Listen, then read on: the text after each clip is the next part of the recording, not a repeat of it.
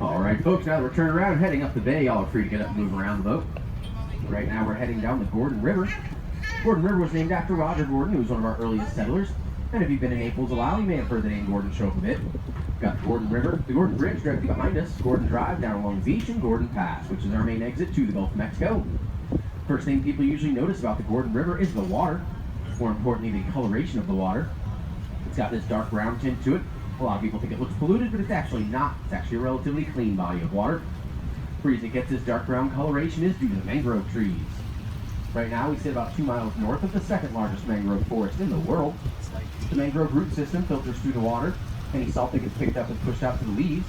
The leaves get bogged down with salt, fall in the water, dissipate, and release what's called tannic acid, or tannins.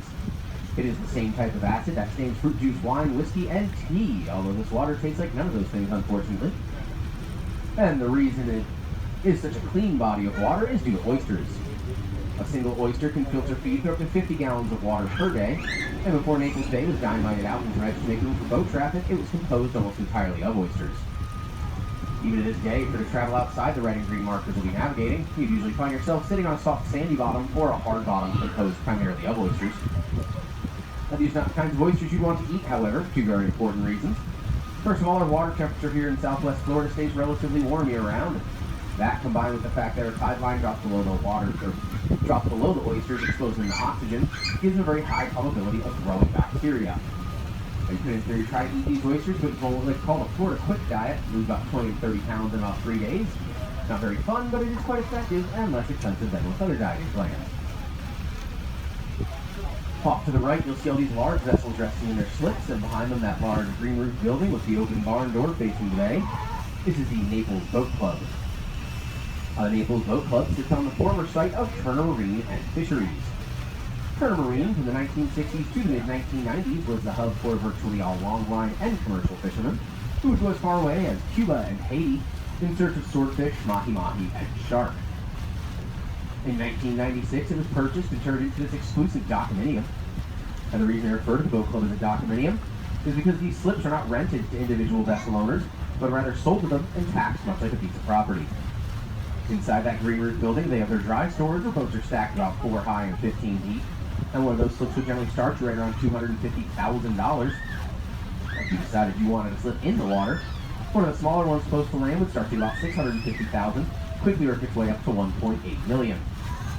Now keep in mind that $250,000 to $1.8 million does not include a boat, that's just a place to park it.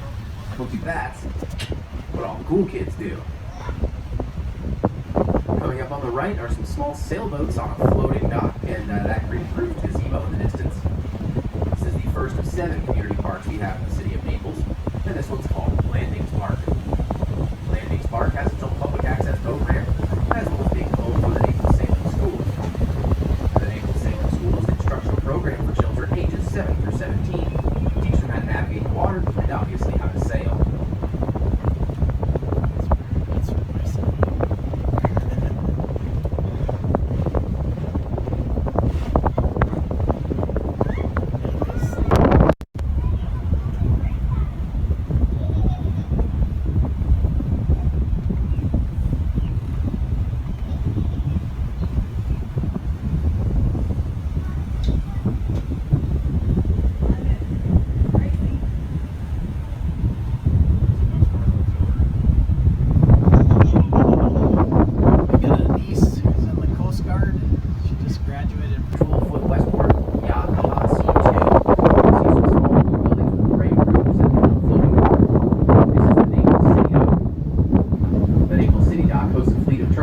Sailing and sightseeing vessels, as well as giving you the option to get anything you need for a day on the water at the city dock: fuel, bait, ice, tackle, water, oil. And coming into view at the base of the city dock,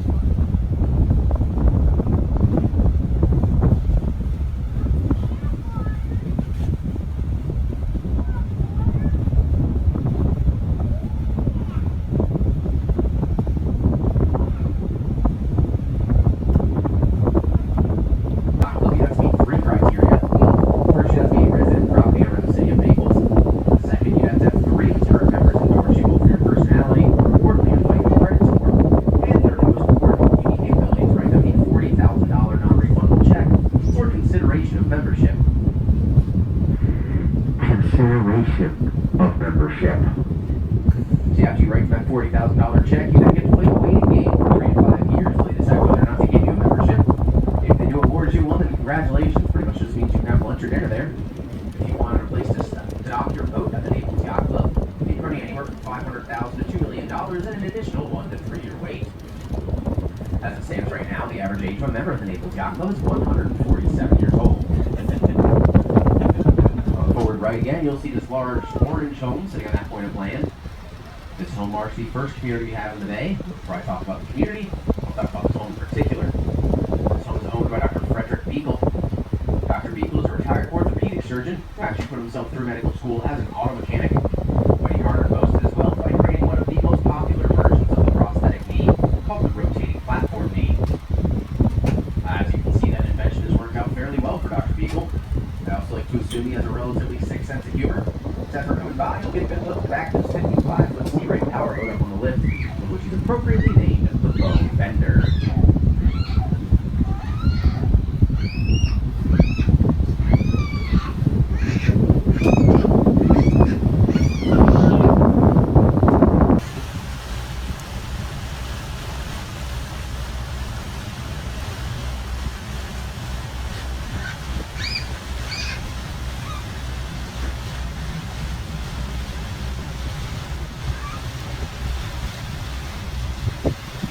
The community off to the right side of the boat, Walker Field, where their patriarch, Forrest Walker, came down here in the 1930s. He was waiting for World War II.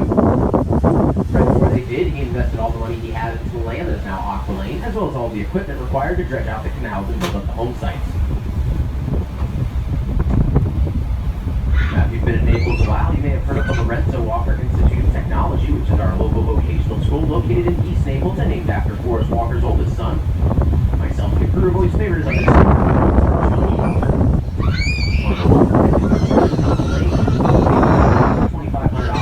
and earn $2,500 for your house on that lot.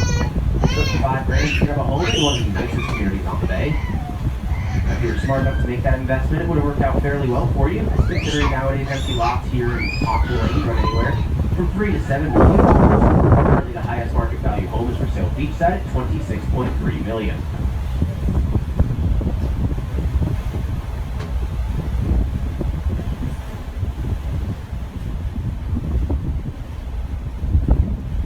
Coming up on the forward right, you'll see a single-story yellow home followed by a large canal separating it from another landmass where you'll see an empty lot and a large empty boathouse.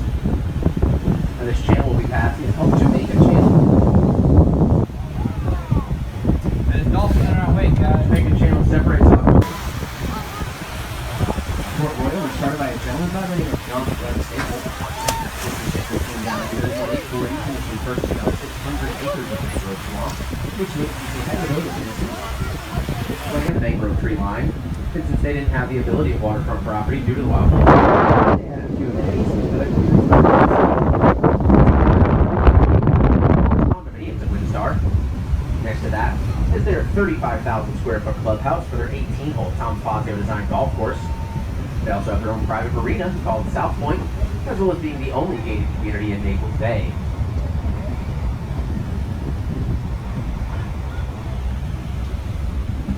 Coming up on the right, you'll see a large tan home with this long backyard jutting out into the water.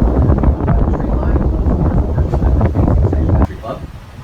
I mentioned Windstar didn't have any waterfront property due to the Wildlife Protection Act, but they quickly realized just how much money they were losing out on because of that fact, and subsequently commissioned their own man-made island to be built today. They then built a select number of homes on that island, and that's quite the premium. That home on the point just recently sold for $13 million. If you were to pick that home up, move it a quarter of a mile across this body of water we're traveling through and drop it over here to the Royal, that home is double, possibly even triple in price. And there's 3 reasons for that. Location, location, submission. If you've on the left side of the boat in Windstar, want to do it downtown, you walk up the front door, walk a few city blocks, and you'll be in downtown beach.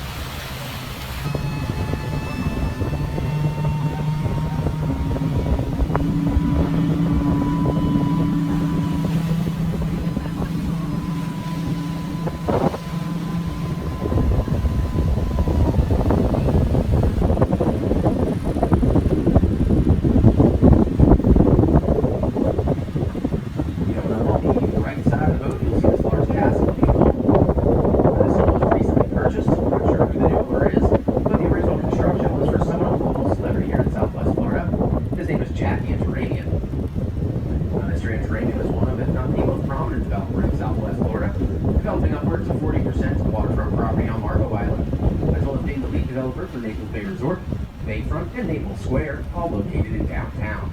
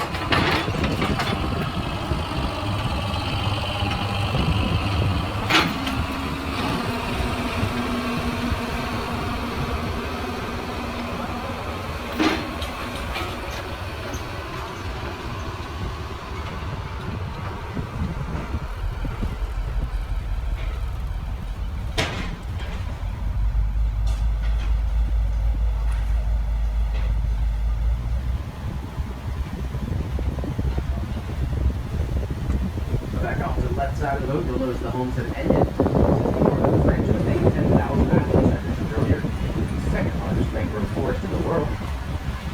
10,000 islands number closer to about 30,000 islands and stretch all the way down to Flamingo, Florida. This island in particular to our left is called Keyway. Keyway got the title of being the largest of the chain of 10,000 islands, stretching 8.5 miles south from this point, with some parts of the island being more than 100 yards wide. However, because it is such a large island, it does have natural spring-fed fresh water on it. And because of that natural spring-fed fresh water, there's a quite interesting population of wildlife. Everything from various reptiles like snakes and iguanas, armadillos, raccoons, velociraptor, white-tailed deer, black bear, wild boar, wild pig, King Kong, and 2 radio-tracked Tortoise anthers.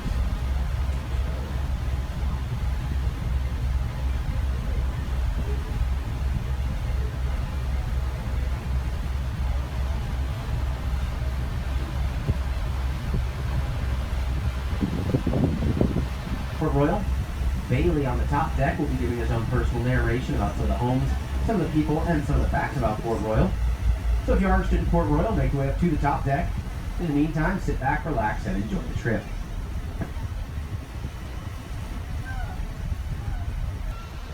We're going to start over here on the right side, that White House, the orange and brown roof. That's one of the largest houses in Port Royal. It's right around 28,000 square feet. And at the longest part, it is about 80 yards across, about 10 times larger than the average house in the U.S. And the 2 trees in the background are called banyan trees. Over here, some tripped up to look like bonsai trees. The trees were not tripped up. They look like exactly like that tree between that brown and white house on the forward right. They are the same exact trees. And a cool little story about those 2 trees. So a little while back in 2005 when Hurricane Wilma hit us, the original owner of those trees got uprooted and got tossed out to the ocean. The original owner paid about $50 grand for a barge and a helicopter to go retrieve it from the ocean and then replant them in the backyard.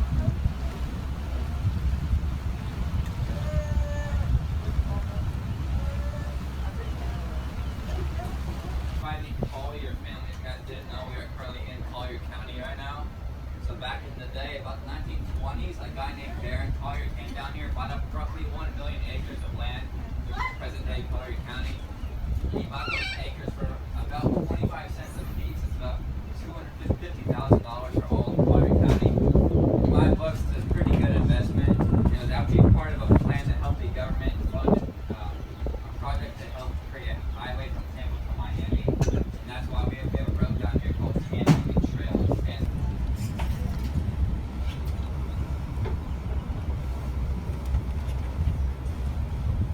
Coming up on the forward right, you're going to see a 2-story house with a small boat parked out back. Now the gentleman who owns that house on the small boat also owns a larger yacht that currently isn't there. And he's the proud owner of one of the largest beer distilleries in the U.S. known as PBR, or Capital Blue Ribbon. And both of his boats are aptly named Beer Money.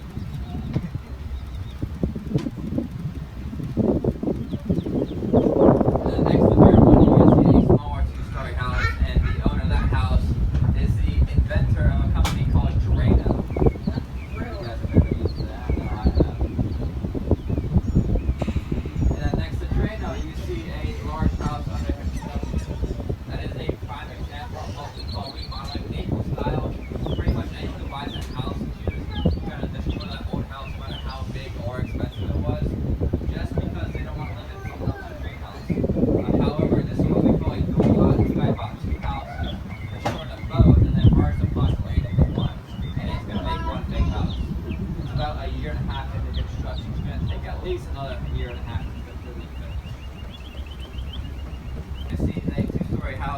granite. The gentleman who owns that house was an investor with Goldman Sachs, and that investment worked out so well for him. He was able to retire at the age of 45, and the highest valuation in the house was worth roughly $60 to $65 million. He originally had plans to buy that smaller house when he left also, but the guy who owns that smaller one is an investor with Merrill Lynch. Obviously, this kind of make a deal. But that smaller house is a Port Royal original. It's what every single house looked like when the neighborhood first started.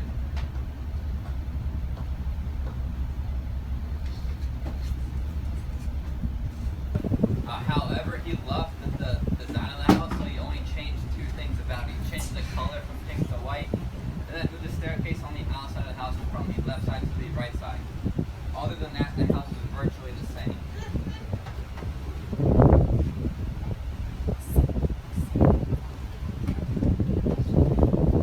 Now, this yellow house on the right side, for the longest time, we thought it was owned by a guy with the last name Anderson from Anderson Windows. And one day, Mr. Anderson came on his boat himself and told us he's from Anderson Plumbing. And their motto is their number one in the number two business.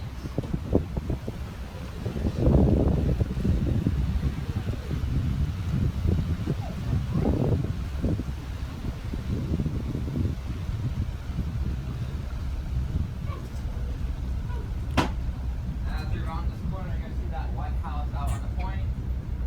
That was the very first two-story house ever built in Port Royal. Today it is actually mandated that every house has to have at least one room on the second floor in case you get flooded from hurricanes, big storms, stuff like that. So if that Merrill Lynch house was ever buy, it'd be required to be destroyed and then rebuilt to be two-story. Another cool fact about this house, you can always tell when they're currently living in the house because they'll always fly two flags on that flagpole. The first one being the American flag, the second one being the Estonian flag. The reason for that is his father was the ambassador to Estonia. Runs $30 million. It holds about 10,000 gallons of marine grade diesel. That diesel runs about $6 a gallon, so you're looking at 60 grand for gas. It's gonna take about 6 to 8 hours to fill up. Give you a one-way ticket to the Bahamas. You're gonna need to refill there to get back. And it's aptly named Top Dogs. Now behind the big boat, you're gonna see the tender to the boat. That's the boat they put on top of that boat. Take wherever they're going. That smaller boat is kind of like a sport fishing boat. It's got quad 450 racing motors on it. That smaller boat is about $5 to $7 million by itself.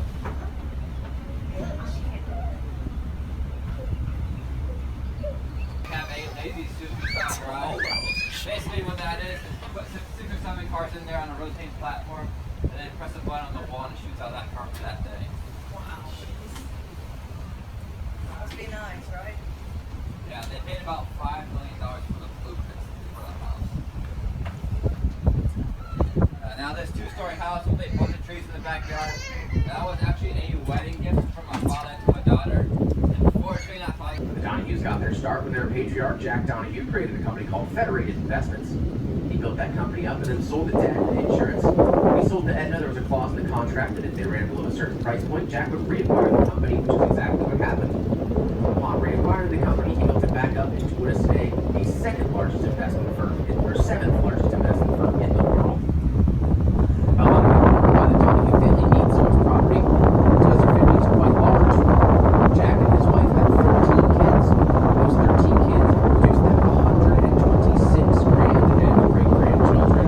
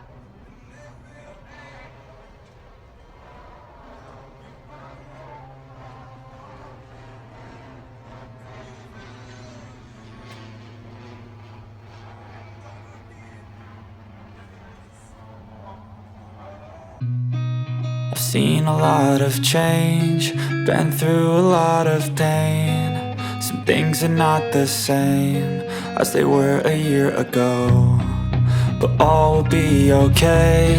I move on each and every day. The past is where it stays, way back a year ago. I've changed for the better this time. I thought I would never be fine. I strive just to say I'm alright, and for the first time in a long time I'm alright. I've seen a lot of change, been through a lot of pain. Some things are not the same as they were a year ago, but all will be okay. I move on each and every day. The past is where it stays, way back a year ago.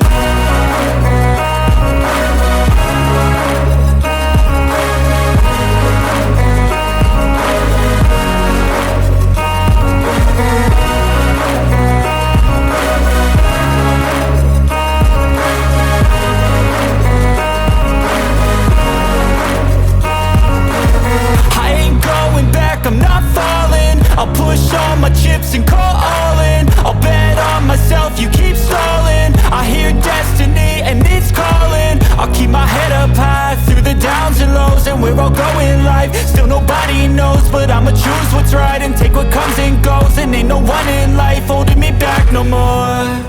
I've seen a lot of change, been through a lot of pain. Some things are not the same as they were a year ago, but all will be okay. I move on each and every day. The past is where it stays, way back a year ago.